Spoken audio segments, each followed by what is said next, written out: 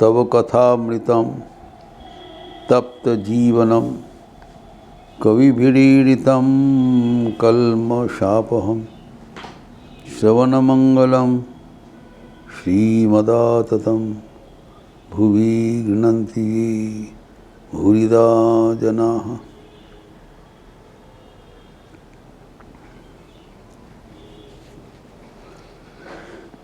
तितिक्षा का आदर्श पालन करने का बात चल रहा था,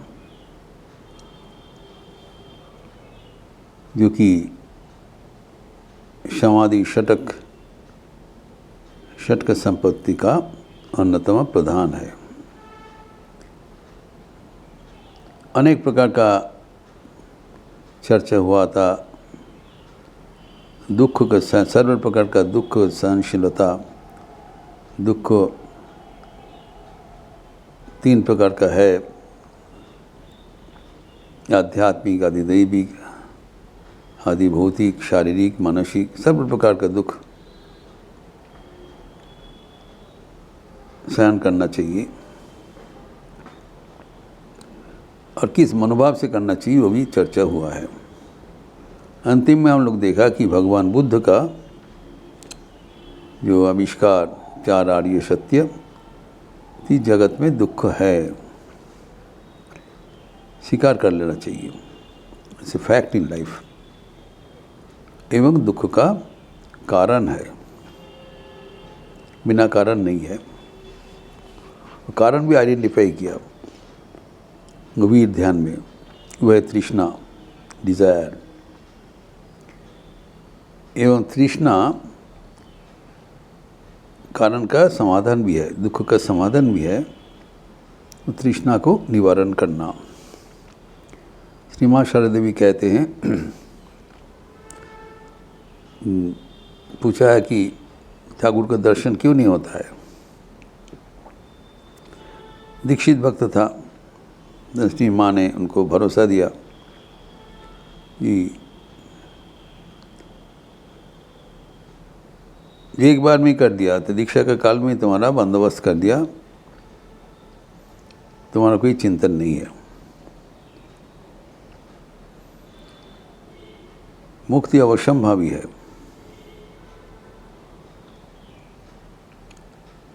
लेकिन माँ के एक टिप्पणी है,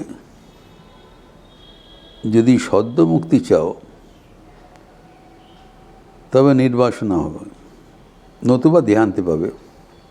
दोनों ही है। जो वासनाहीन अगर हो सकते हो, इस पल में ईश्वर दर्शन होगा। मन को वासनाहीन करो,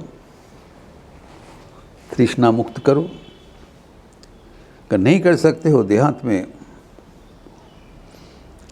गुरुदेव ने आश्वासन दिया, ठाकुर को दर्शन करते हुए मुक्त हो जाओगे। लेकिन तत्काल अगर चाहते हो निर्वासना अवलंबन करना जरूरी है।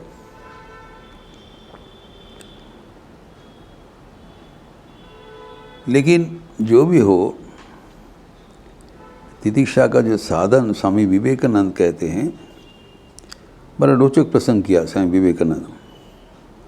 उन्होंने बताया कि जितने साधन है उसमें से ये तितिक्षा दार्शनिक दृष्टि से दुस्साध्य साधन, very difficult if not impossible. सब कुछ आप कर सकते हैं, लेकिन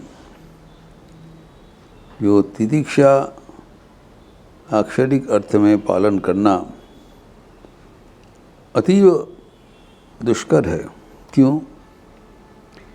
कारण जो बताया, तितिक्षा का मतलब है सर्व प्रकार का दुख सहनशीलता। वो तो हम समझ सकते हैं। एवं सहन करने के समय हमें प्रतिरोध क्षमता बढ़ाना चाहिए, ताकि हम डू नॉट ओवर रिएक्ट, हमें बेचैन नहीं हो जाना चाहिए। भगवान को प्रार्थना करना चाहिए जी हमें सहनशीलता प्रदान करो। हम वो प्रार्थना पहले ही उल्लेख किया था, विपदे मोरे रक्षा करो ए नहे मोर प्रार्थना विपदे जेन करिते पारी जय।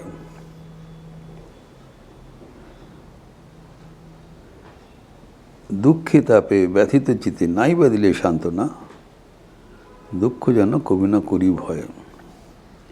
हम विपद मुक्त होने नहीं चाहता हूँ, लेकिन विपद को सहन करने का हमें सामर्थ्य दीजिए। तो ये सामर्थ्य क्यों कठिन है वो व्याख्यान करते हैं स्वामी विवेकानंद कि अन्याय को प्रतिवाद नहीं करना है। मैं पहली बार ये जब सुना था तो हमारा मन में बड़ा रिएक्शन हुआ था, जैसे भगवान बुद्ध का जो वाणी है, रेजिस्ट नॉट इविल, अन्याय को प्रतिवाद ना करो। क्यों नहीं करेंगे? जो अन्याय है उसको सहन लेंगे। Is it impossible? Is it possible? क्यों मानेंगे? लेकिन यही है तितिक्षा का लक्ष्य। स्वामी विवेकानंद कहते हैं जो अन्याय है उसको प्रतिरोध नहीं करना है।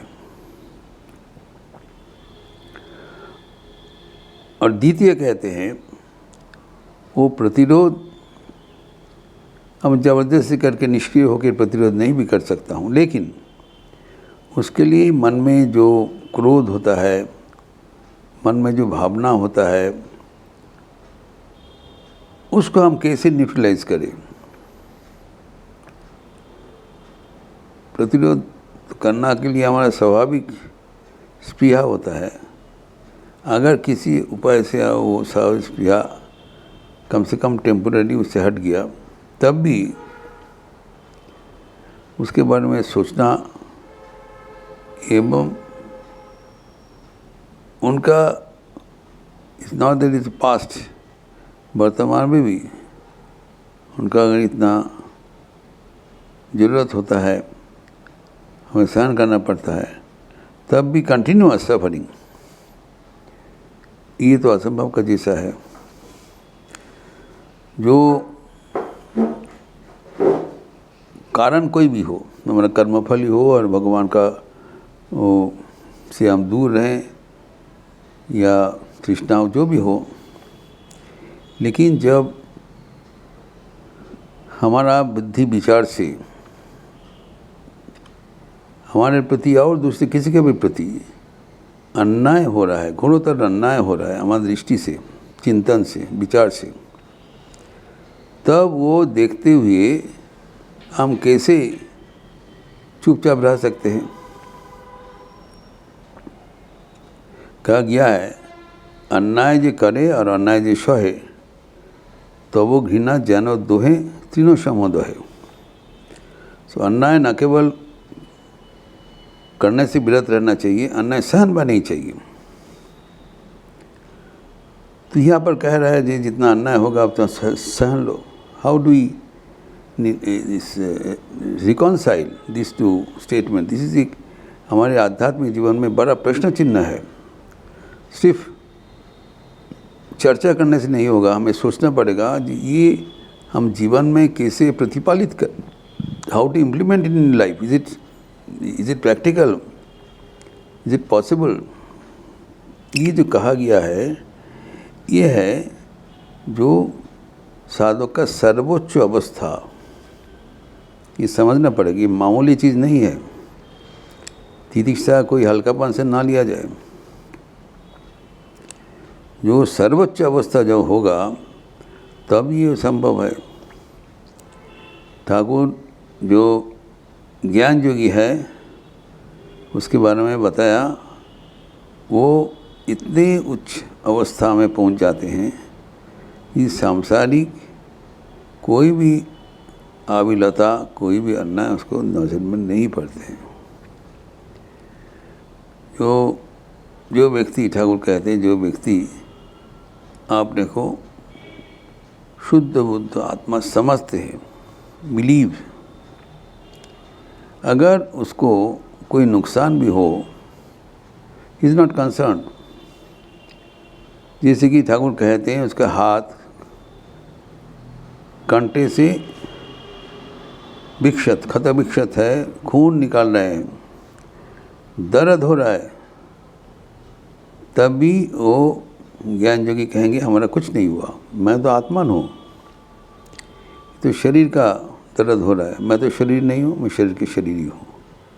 ये हम थियोरेटिकली जानते हैं, दार्शनिक रूप से जानते हैं, लेकिन इसको जीवन में उतारना कितना कठिन रहेगा। ये तो आसान चीज़ नहीं है। दार्शनिक रूप से मैं ये तो स्वीकार कर रहा हूँ कि मैं ये शरीर नहीं हूँ, शरीर के भीतर रहने वाला शरीर ही हूँ, मैं जो कष्ट हो रहा है, शरीर का कष्ट हो रहा है, ना ये हमारे मन को ना हमारे शरीर को सयुक्त है।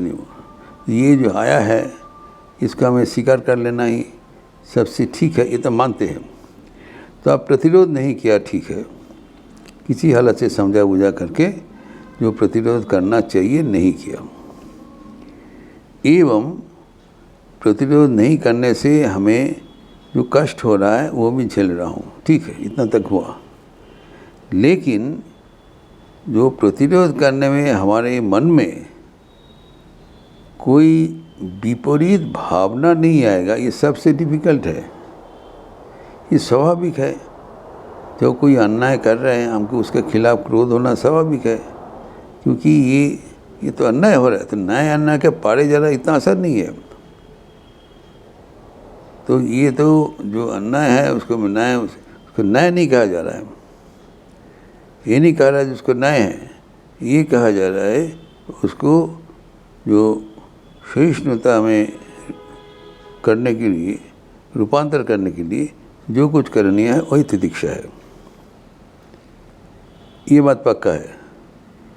इसीलिए कहा गया है कि आप प्रतीकारोपूर्वकम उसको,